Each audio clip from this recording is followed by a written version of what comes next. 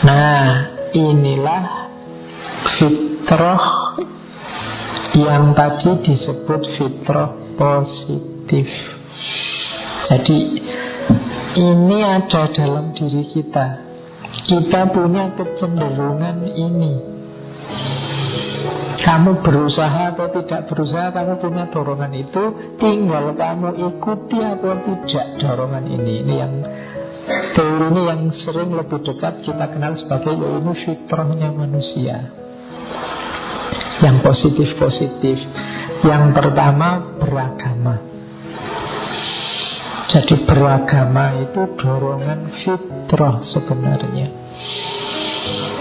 Orang tidak bisa tidak beragama. Beragama itu berarti menyandarkan hidupnya, menyandarkan dirinya pada sesuatu yang dianggap lebih tinggi, lebih besar dari dirinya. Karena manusia itu hakikatnya lemah. Ketika orang sadar dirinya lemah, biasanya butuh sandaran. Ya, kalau kamu merasa dirimu tidak kuat kan, jalannya kan kamu nyari yang bisa menopang hidupmu biar kuat. Karena kita beragama kan dia sandarannya ya Tuhan, sandarannya kalau kita Allah.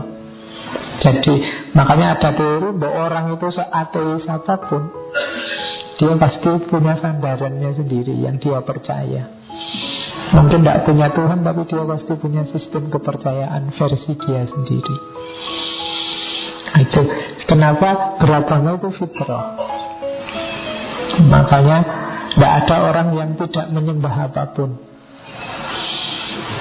Mungkin dia tidak punya Tuhan, tapi menyembah pikirannya sendiri, tapi menyembah gagasannya sendiri, menyembah kekayaannya, menyembah jabatannya, banyak. Karena manusia itu hakikatnya lemah. Kamu kan lemah, tidak bisa ngontrol hidupmu sendiri. Kalau prosesnya ini hasilnya pasti itu kan tidak bisa. Saya belajar Pak, pasti besok lulusnya kumlot, itu tidak bisa. Belajar dalam kuasamu, tapi kumlot tidak dalam kuasamu. Jadi kamu belajar tidak jamin pinter. Kamu apalagi hidup itu kan begitu, tidak ada jaminan. Maka orang butuh sandaran. Jadi adalah dorongan fitrah orang itu beragama.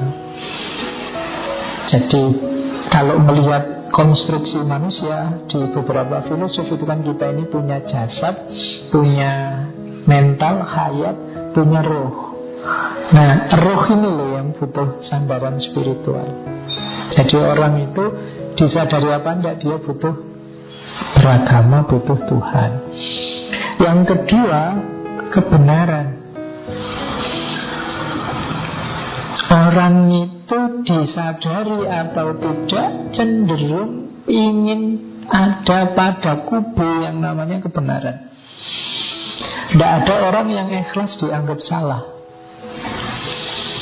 Yo kadang-kadang ada gitu, ya wes, aku aja yang salah. Itu jangan dia ngaku benar cuma dengan kalimat aku saja yang dianggap salah, tidak apa-apa. Itu dalam dirinya dia merasa benar, cuma aku ngalah lah, jangan aku yang benar. Pasti ada bunyi itu. Setiap orang ingin benar. Makanya dikritik itu kan sakit hatimu. Kenapa? Karena setiap orang ingin dirinya benar. Yang kamu kadang jelas salah pun nyari alasan kan. Itu menunjukkan bahwa tidak enak salah itu. Setiap orang ingin benar. Makanya berbeda itu kan berat diatur. Banyak orang tidak bisa menanggung perbedaan. Karena perbedaan itu menunjukkan bahwa kebenaran yang aku pegangi bisa jadi tidak benar, karena orang lain meyakini kebenaran yang berbeda. Kenapa? Orang punya fitrah kebenaran. Dia pinginnya kebenaran yang saya yakini ini yang paling benar, yang paling mutlak. Jadi ada hubungannya dengan fitrah ternyata, bahwa setiap orang memang ingin ada di kubu yang benar. Banyak kan orang misalnya membela kebenarannya sampai bunuh diri. Itu kan kita melihatnya itu salah, tapi bagi dia itu kebenaran. Dan bagimu yang versimu lah yang kebenaran. Nah ini ada dorongan fitrah setiap orang untuk ada dalam kebenaran. Yang ketiga, akhlak. Kamu boleh tidak jujur, tapi kamu akan lebih nyaman dan tentram ketika kamu jujur. Karena akhlak lebih fitri. Akhlak itu dorongan fitrah. Keluar dari koridor akhlak itu berarti ya keluar dari fitrah.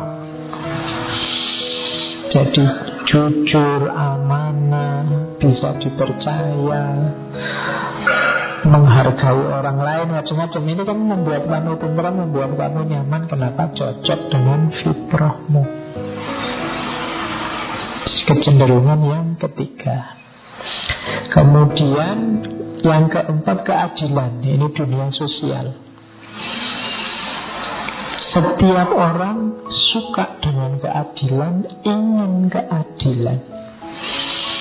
Tidak ada orang yang suka dengan kezaliman, suka dengan penindasan, suka dengan perbudakan, penghisapan, macam-macam. Orang pinginnya keadilan. Ini kecenderungan fitrah. Makanya dimanapun ada ketidakadilan, rasanya kita ingin melawan. Kenapa? Karena fitrah kita itu fitrah adanya oleh Allah memang diberi rasa lebih cenderung pada keadilan. Kalau kita kok tidak belani keadilan, itu rasanya kok berat. Ada ketidakadilan, teman-teman ini memperjuangkan. Itu kan kalau pas kamu ngerti terus tidak ikut, itu kan rasanya tidak enak. Ya wis lah, tak dukung minimal dengan hati ya kan ngono. Tapi itu menunjukkan bahwa keadilan itu salah satu fitrah.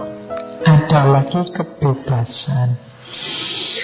Itu juga fitrah. Setiap orang tidak mau diatur-atur, tidak mau dikungkung, tidak mau diikat-ikat, diperbudak. Setiap orang ingin bebas.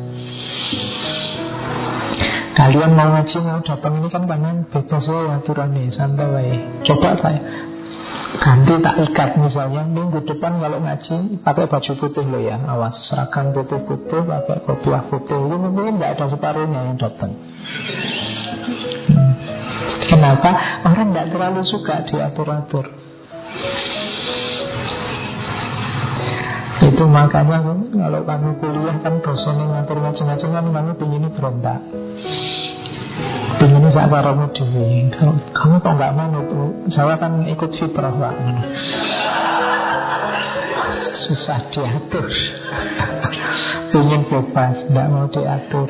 Pingin bebas saya Pak, jawab ujian ya ngarang ya bebas. Mahasiswa hari ini kan gitu. Kalau disuruh jawab dia ngarang, disuruh ngarang nggak bisa jawab. Oke, terus keindahan, kebersihan, kesucian. Ini juga jiwa cenderung ke sana. Jadi orang itu diakui apa enggak, kecenderungannya sama yang lebih indah, lebih tertib, lebih nyaman. Kenapa karpetnya diganti? Karena orang lebih nyaman dengan keindahan, kebersihan, kesucian. Sama-sama karpetnya, kita milih yang lebih indah, lebih bersih, lebih suci. Itu jiwa cenderung ke situ. Kemudian yang terakhir, berketurunan itu juga fitrah. Kalau ini nggak perlu dijelaskan. Ya, kalian sudah bisa. Mungkin wawasannya lebih luas dari saya. Oke. Jadi kalau ini fitrah, yang dalam dirimu ada kecenderungan itu.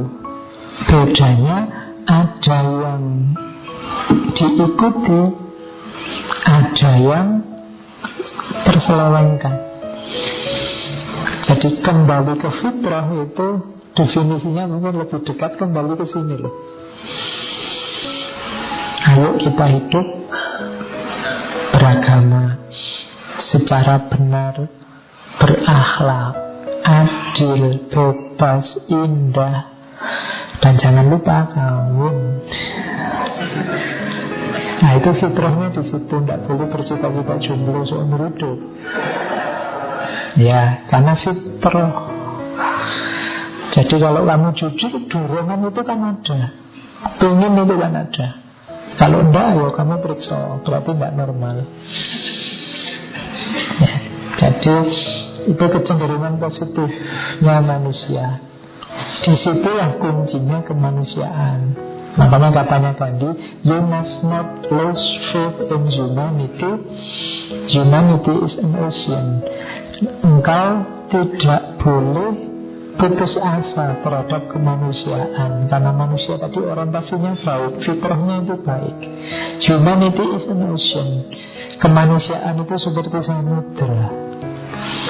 If a few drop of the ocean are dirty, kalau beberapa tetes air di samudra kotor, the ocean does not become dirty. Samudra itu tidak akan ikut terkotori. Jadi tetaplah percaya pada manusia dan kemanusiaan. Kalau ada 1-2 orang kok merusak karakter fitrahnya, kemanusiaannya, tidak apa-apa. Tetap percaya saja sama manusia dan kemanusiaan. Karena manusia dan kemanusiaan itu kayak samudra. Kalau hanya 1-2 yang kotor, tidak akan punya pengaruh apa-apa. Tetap orang masih yakin bahwa tadi beragama, kebenaran, keadilan, dan macam-macam yang jadi orientasi. Jadi ini konsep dari Mahatma Gandhi. Nah, ini yang positif-positif. Cuma Al-Quran juga menyebut hati-hati. Manusia itu mudah tergelincir ke sini karena manusia punya kecenderungan negatif. Jadi itu yang saya sebut ini, yang kecenderungan negatifnya. Sebenarnya Al-Quran cuma wanti-wanti. Kalau bahasa saya ini maksudnya, jangan sampai kalian begitu. Ini kecenderungan yang sering menjebak manusia. Misalnya, innal insana lazalumun kafar. Manusia itu sering terjebak dalam kezaliman dan kekufuran. Hati-hati. Kamu merasa tidak zalim, tapi sebenarnya kamu sudah sangat zalim, menyakiti orang lain. Kamu merasa tidak kufur, tapi itu sebentuk kekufuran. Atau yang kedua, innahu kana zaluman jahula. Manusia itu zalim dan bodoh. Jadi bodoh itu karena tidak mau nambah ilmu. Zalim itu karena tidak mau mengamalkan ilmunya. Jadi dia ngerti mana baik, mana buruk, tapi dia lebih cenderung suka melakukan yang zalim-zalim, yang buruk-buruk. Jahula itu bodoh. Jadi itu kecenderungan negatifnya manusia. Wa kanal insanu qaturo. Qaturo itu sangat kikir. Manusia itu sangat pelit. Itu sindirannya Al-Quran. Kemudian wa kanal insanu ajula. Dan manusia itu tergesa-gesa, terburu-buru, kesusu. Bahasa Jawa nih. Kesusu itu bahasa Jawa, bahasa Indonesia. Bahasa Jawa ya. Ya. Lokal itu kan bahasa Indonesia. Jadi terburu-buru, ajula. Jadi mungkin kita sering mengalami ya, betapa manusia itu sukanya terburu-buru, tergesa-gesa, tidak setia dengan proses. Inginnya cepat sukses, inginnya cepat besar, inginnya cepat terkenal, inginnya cepat. Akhirnya kan terus kehilangan substansi, kehilangan yang penting-penting, kehilangan yang bagus-bagus. Sekarang semua orang ingin terkenal. Nunggu masuk TV kelamaan, bikin channel YouTube sendiri-sendiri. Ya, saling ngerjain. Sekarang kan budayanya perang. Akhirnya muncul kasus tidak karu-karuan, macam-macam. Kenapa? Ajulah, kita tergesa-gesa. Ingin cepat kaya juga begitu, akhirnya korupsi.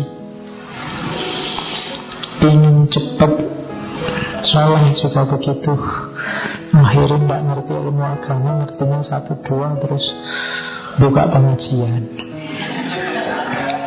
Ya, jadi jangan-jangan ngaji filsafat yang mana. Jadi ajulah, mau aja kesusu kan. Jangan tergesa-gesa. Segalanya ada prosesnya. Oke, terus khalaqal insan min nutfatin fa idza huwa khasimun mubin. Jadi Allah menciptakan manusia itu dari nutfah, setetes air mani. Tapi kok fa idza huwa khasimun mubin. Khasim itu mendebat, ngeyel. Khasimun mubin, mubin itu luar biasa. Jadi manusia itu diciptakan dari air mani. Sekarang begitu dia dewasa, ngeyelnya luar biasa. Nah, itu sindirannya Al-Quran. Fa'idha huwa khasimun mubin. Disuruh apa nawar ngeyel. Kalau Bani Israel itu kan cirinya kan khasimun mubin.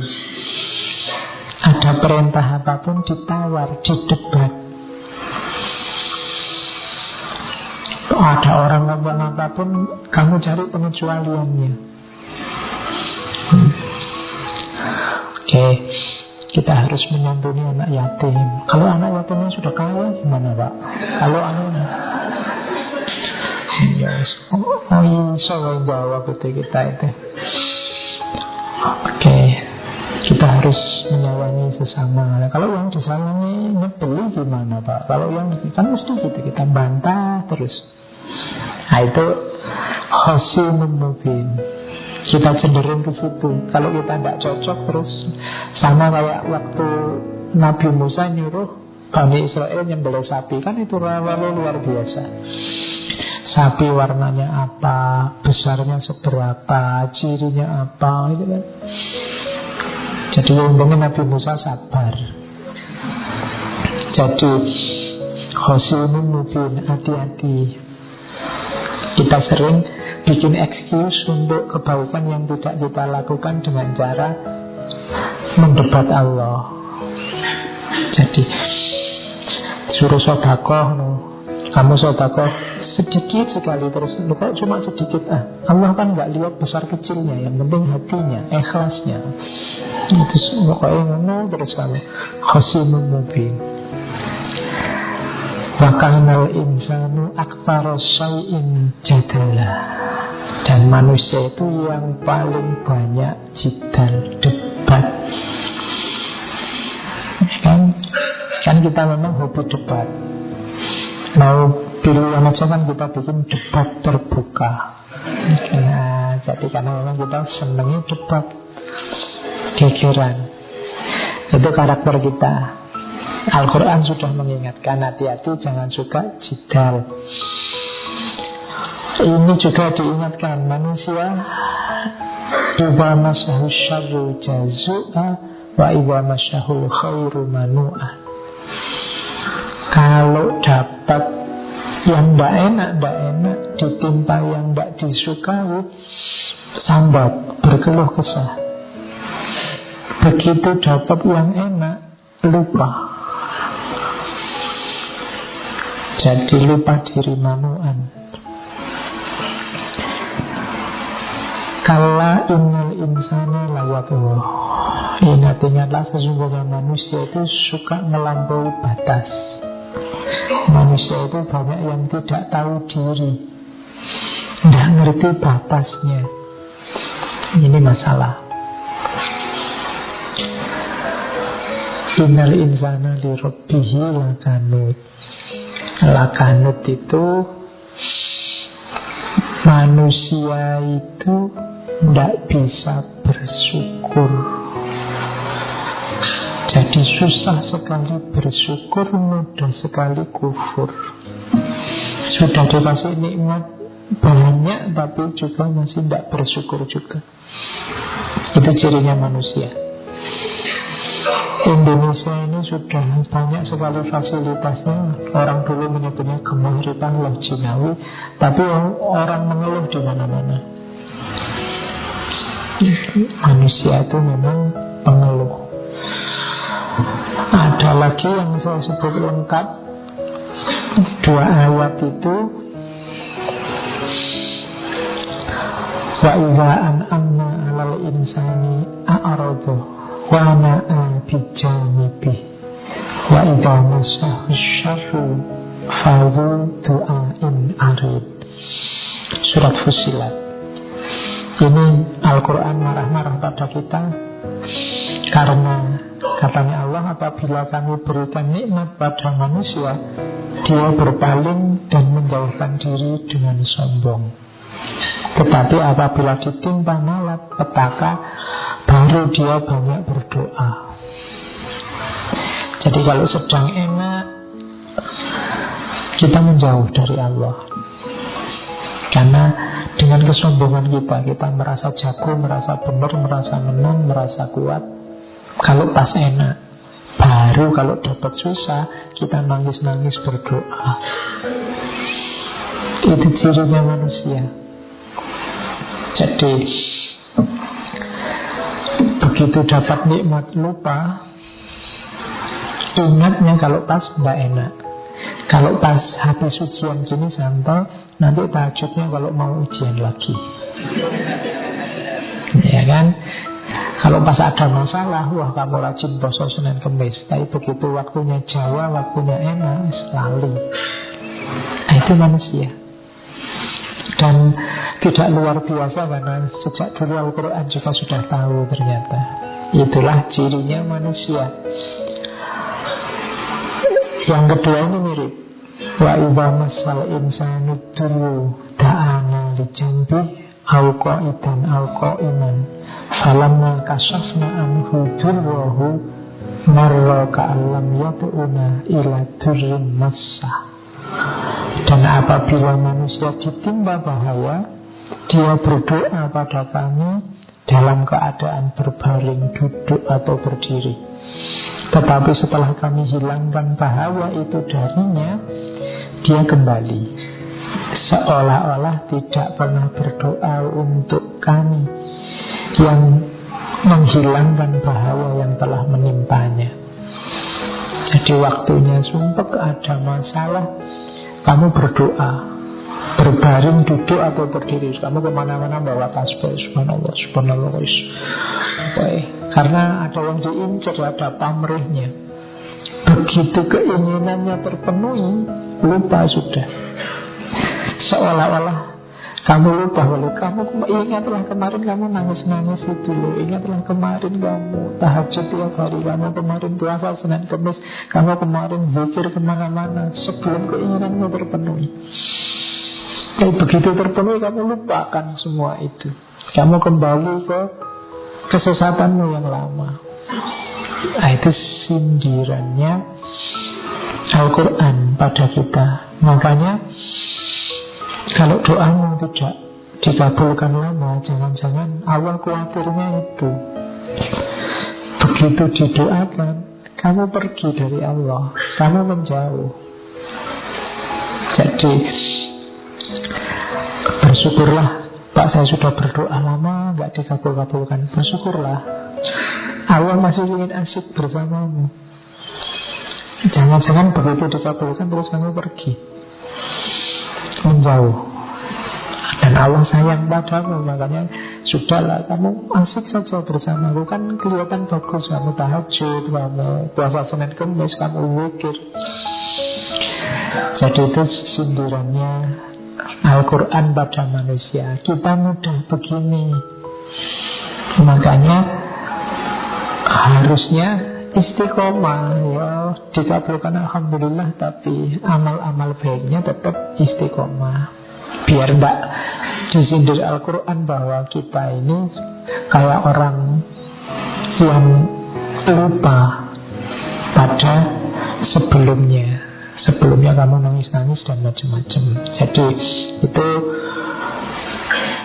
dua slide yang terakhir itu menunjukkan bahwa kita punya fitrah baik sebenarnya, tapi kita juga punya kecenderungan jatuh pada potensi jeleknya manusia, tidak bersyukur dan macam-macam tadi yang dijelaskan sebelumnya. Jadi itulah namanya fitrah. Kembali ke fitrah berarti apa? Kita selamat dari potensi yang negatif tadi dan bisa menghidupkan potensi yang baik. Jadi Idul Fitri itu kalau memang kita maknai kembali ke fitrah, berarti kita harusnya hari ini fitrah yang baik-baik tadi hidup. Kita sudah latihan selama 1 bulan di bulan Ramadan, dan terakhir diuji kemelekatan kita dengan dunia lewat zakat fitrah. Harusnya benar-benar Idul Fitrah, kembali pada fitrah. Oke. Ya, human nature is evil and goodness is caused by intentional activity. Ini dari Sun Tzu. Sun Tzu itu filosof Konfusius. Jadi kalau Sun Tzu dia punya pandangan bahwa ya manusia itu kebalik, hakikatnya jelek, bukan hakikatnya baik. Nah, kebaikan itu muncul ketika manusia niat melakukan kebaikan. Ini teorinya beda. Karena tadi ada teori bahwa manusia hakikatnya baik. Kalau di Sun Tzu ini yang dari Tiongkok bilang manusia itu hakikatnya jelek. Kalau tidak percaya, ayo manusia itu bebaskan. Tidak usah dikasih aturan, tidak usah dikasih hukum, tidak usah dikasih pemerintahan. Bebaskan saja, mesti rusak dunia ini. Sakwar PDW dan saling merusak, saling menyakiti, saling menjatuhkan. Itu kalau dibiarkan saja. Maka perbuatan baik itu harus intensional, harus diniati. Kamu harus niat, aku ingin berbuat baik, baru akan lahir perbuatan baik. Kalau kamu biarkan saja dirimu jalan apa adanya, kemungkinan keluarnya jelek. Karena manusia, human nature is evil. Jadi manusia itu hakikatnya jahat, jelek. Ini kayak kalau di barat ada Thomas Hobbes. Makanya orang butuh negara, butuh aturan, butuh tradisi, butuh norma biar hidup ini tertata rapi. Kalau dibiarkan mesti merusak. Misalnya kalian oke ya, kita libur sehari, semua aturan dihapus, aturan moral, aturan dihapus, mesti besok rusak. Dunia langsung kacau. Mungkin kamu entah ngapain di warung juga, dagangan apa mesti ngono. Kan tidak ada aturan, bebas Pak itu. Nanti kos-kosan itu wah, sudah kamu nginep bareng semua. Tidak ada aturannya. Nah, jadi rusak. Maka niati perbuatan baik itu dia intensional, tidak bisa dibiarkan saja mesti keluar baik, tidak. Dia harus disengaja. Jadi human nature is evil. Jadi apakah hakikatnya manusia itu baik ataukah hakikatnya manusia itu jahat? Biarkan para filosof berdebat. Yang penting kita lakukan yang baik. Kuncinya kan di situ.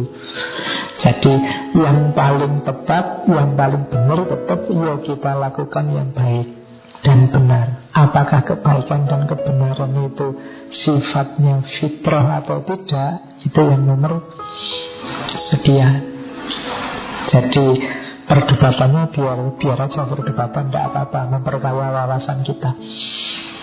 Karena biasanya kadang-kadang kalau kita hanya fokus pada perdebatannya, kita lupa pada substansinya, bahwa yang penting kita lakukan kebaikan, kan itu.